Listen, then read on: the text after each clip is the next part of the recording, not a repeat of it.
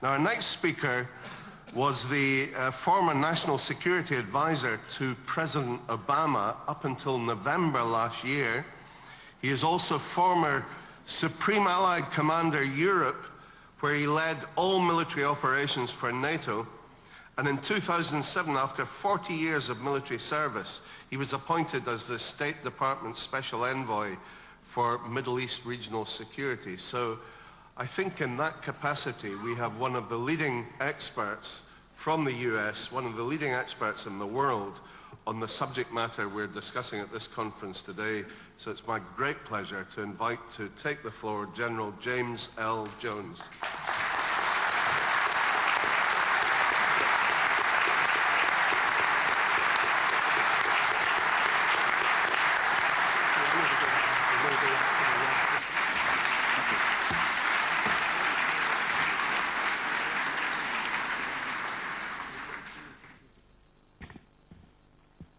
Thank you very much, ladies and gentlemen, and thank you for the opportunity to spend a few moments with you to talk about a very, very important subject.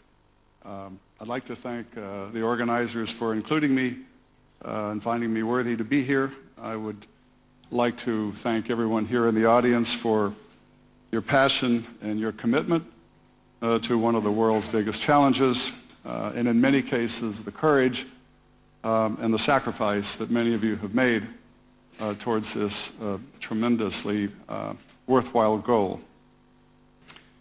I think the reason that we are all here is to underscore the threat to the global world order posed by the current Iranian government and its actions, and its threat to peace and stability in the world, and not just the region, I mean the world, and to the human rights, the threat to human rights and opportunities for a better life that is rightly the privilege of all Iranians, and those who are held hostages in Iranian jails today, including 3 innocent Americans, and anyone who suffers under the Iranian tyranny.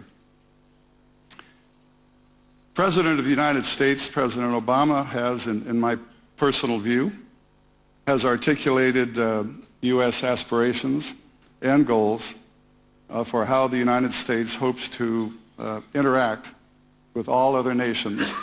And he did so in 2009 in really 3 major speeches. Now, the first, obviously, was his inaugural address on January 20th, 2009.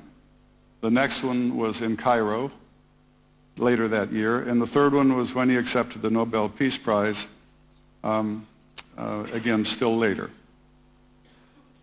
All 3 of these policy statements offered the opportunity for new beginnings based on human dignity, respect for other cultures, religious freedom, and the rights of all men and women to be free. A 4th presidential statement was also important, and I think I should mention and reemphasize the importance of that statement, and it bears repeating, and I quote, "The President of the United States said affirmatively, 'We will prevent Iran from becoming a nuclear weapons capable state,' unquote." This forms today's basis for American policy with regard to Iran's nuclear program.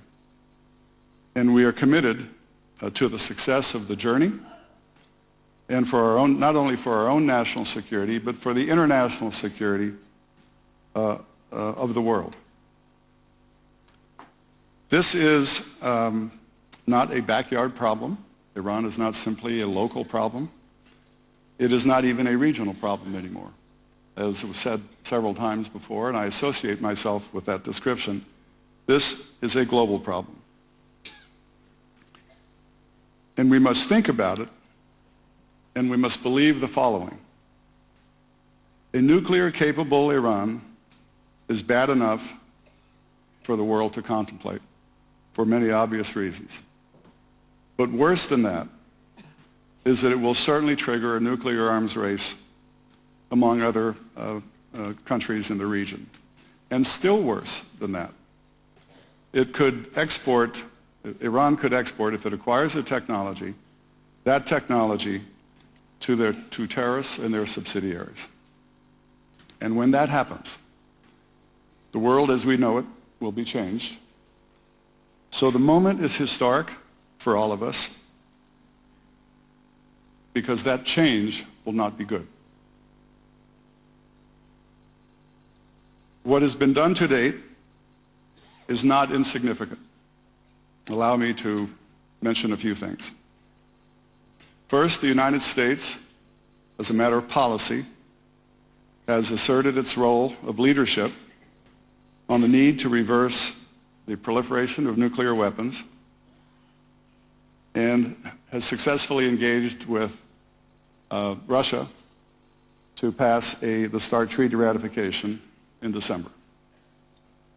It has also led a very successful international conference designed to highlight the threat of the spread of nuclear weapons, and clearly and patiently gave the Iranian government a chance to reveal its true intentions by its activities, not just by its words. Over the past 2 years, we have engaged in overt and covert messaging to try to see whether the possibility of logic and reason could prevail. Every new nation's administration deserves an opportunity to test the global waters for a while. And in the face of little evidence that Iran has any intent to alter its nuclear weapons development program, the United States both led and participated in the world adopting the most far-reaching set of sanctions perhaps ever imposed on a single nation, with significant participation of Russia, China, and of course the European Union. The full impact of these sanctions is being felt, and the full impact will not be felt for some time to come. Now, Iran's actions have thus far created probably some unintended consequences for them, and their continued miscalculations will result in the following. Have resulted in the following, excuse me. The first is a U.S., Russian, and Chinese alignment, the likes of which no one could have forecast just a year ago or 2 years ago. In fact, the Russians canceled the sale of weapons of the S-300 missiles to Iran. Who would have thought that to be possible just a few short months ago? Second, the U.S., European, and Arab solidarity on this particular issue has increased dramatically. In Iran, for reasons that only they can explain and no one else can accept, has just delivered a major insult to Turkey in Istanbul.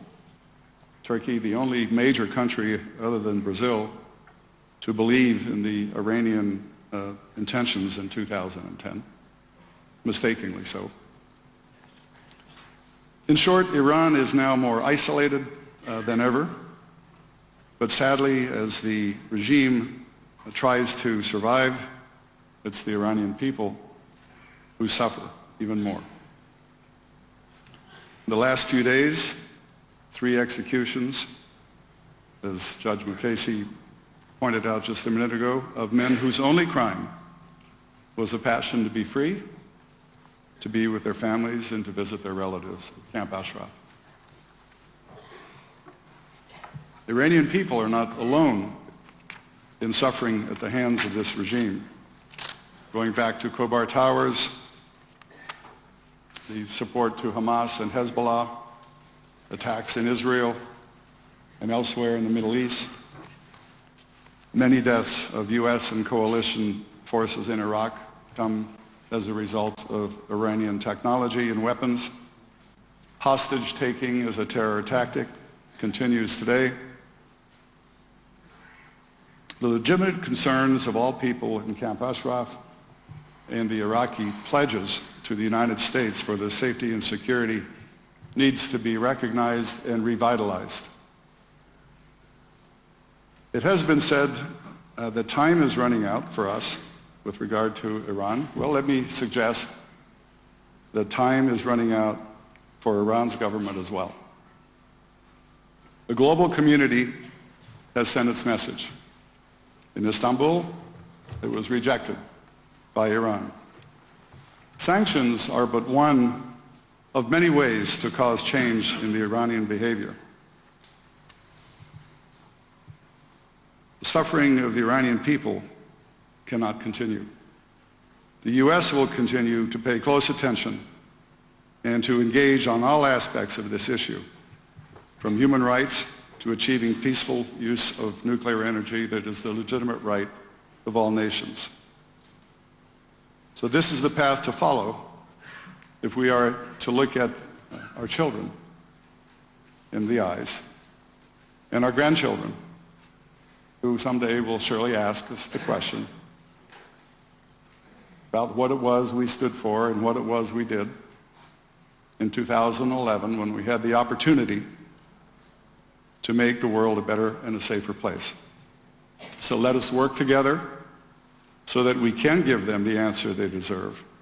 Because here and on this subject and with this government, failure is most certainly not an option. Thank you, ladies and gentlemen.